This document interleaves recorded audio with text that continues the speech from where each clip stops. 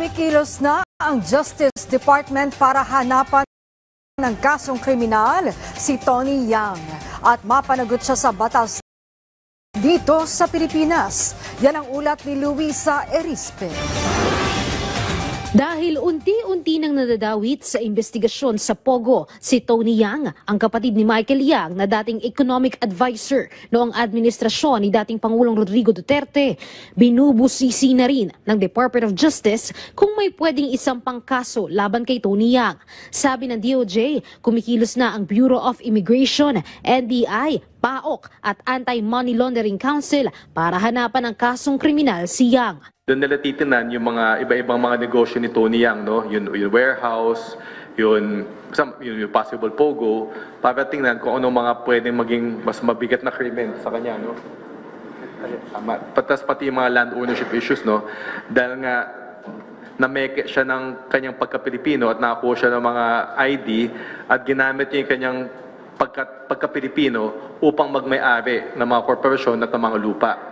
Sa ngayon, ayon sa DOJ, maaari ng sampahan ng kasong falsification of documents at illegal na paggamit ng alias. Si Yang, nag-ugat naman ito sa pag-amin niya sa Senado na pineke niya lang ang kanyang pagka-Pilipino. Kung tutuusin, sapat na ito para ma-deport si Yang pabalik ng China.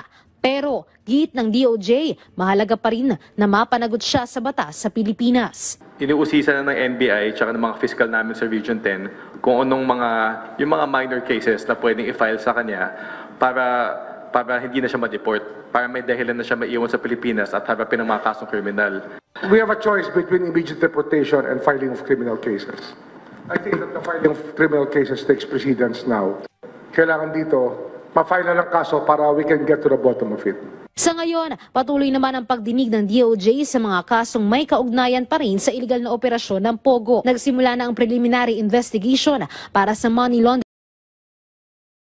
case laban kay Guo at gumugulong na rin ang pagdinig sa qualified human trafficking case laban naman kay Cassandra Ong at iba pa dahil sa iligal na operasyon ng Pogo sa Porac, Pampanga. Samantala, ang DOJ naman sinisikap din na mabawasan ang pagdami ng persons deprived of liberty na biktima ng matagal na proseso ng mga kaso sa Pilipinas. Kaya humahaba ang sintensya. Pumirma ng kasunduan ng DOJ sa Integrated Bar of the Philippines para ang mga isasampang kaso sa korte ay mga kasong may sapat na ebidensya na mabilis na maresolba. Pag-file mo ng kaso mo, ready for trial na.